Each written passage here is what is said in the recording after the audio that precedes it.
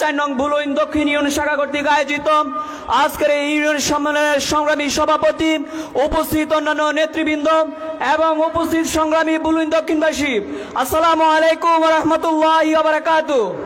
আপনারা সবাই কেমন আছেন? আরেকবার বলেন, আপনারা সবাই কেমন আছেন? গত বছরের 5ই আগস্ট যখন দিল্লির সেবাদাসী পর্যন্ত যার কাজ হচ্ছে পা ধুয়ে ধুয়ে সেবা করা, দিল্লির সেবাদাসী শেখ হাসিনা যখন বাংলাদেশ ছেড়ে ভারতে পালিয়ে যায়, তার একদিন আগে এই বুচ্চি বাজারে ওই শেখ হাসিনার আবার কিছু নেড়ি কুকুর থাকতো, জায়গায় জায়গায় থাকতো না?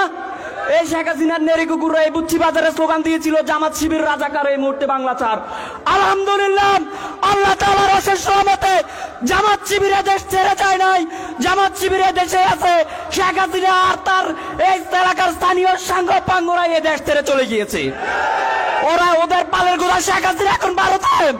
যারা এখানে স্লোগান দিয়েছিল তারা কেউ ভারতে, কেউ কুয়েতে, কেউ কাতারে, কেউ দুবাই, কেউ সৌদি আরব, ঠিক কিনা বলেন?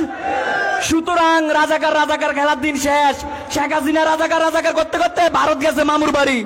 নতুন করে আবার রাজাকার সুর শোনা যায় কিনা?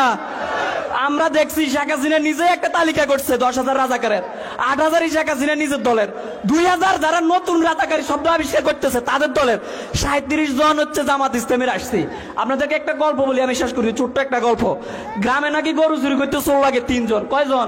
একজনে চুরি করে, আরেকজনে ঘন্টা নিয়ে রাস্তার উত্তর দিকে যায়, আর আরেক চোরে জনগণের সাথে মিশে যায়। যে ঘন্টা নিয়ে গেছে, ঘন্টার আওয়াজ তো ওইদিকে শোনা যায়, চোর মনে হয় ওইদিকে গেছে, আসলে চোর যাইতেছে দক্ষিণ দিকে। কথা বুঝছেন কিনা? তাহলে সে ওইদিকে বিভ্রান্ত কেন করতেছে? চোর ওইদিকে কেন বলতেছে? নিজে চুরির ধরা থেকে বাঁচার জন্য, আর আসল চোরকে বাঁচাই দেওয়ার জন্য, ঠিক কিনা? ঠিক এমন যারা রাজাকার বলে তারা আসলে প্রকৃত রাজাকার, নিজেদের রাজাকারীদের ঢাকার জন্য সারাক্ষণ জামাত ইসলামীকে রাজাকার বলে। কথা বুঝে আসছে? সম্মানিত উপস্থিতি, সামনে নির্বাচন, ভোট তো দিতে হবে। ভোটে এলাকার মানুষ, বুলুইন দক্ষিণের জনগণ কাকে ভোট দেবে?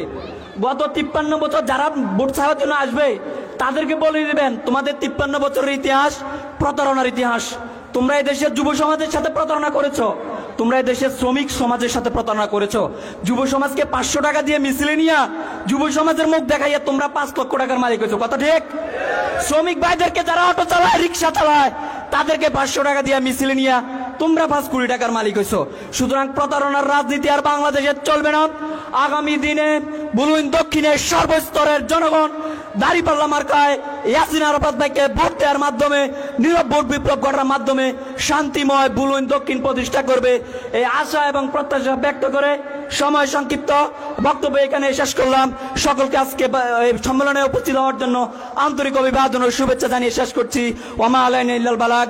আসসালামু আলাইকুম ওয়া রাহমাতুল্লাহ।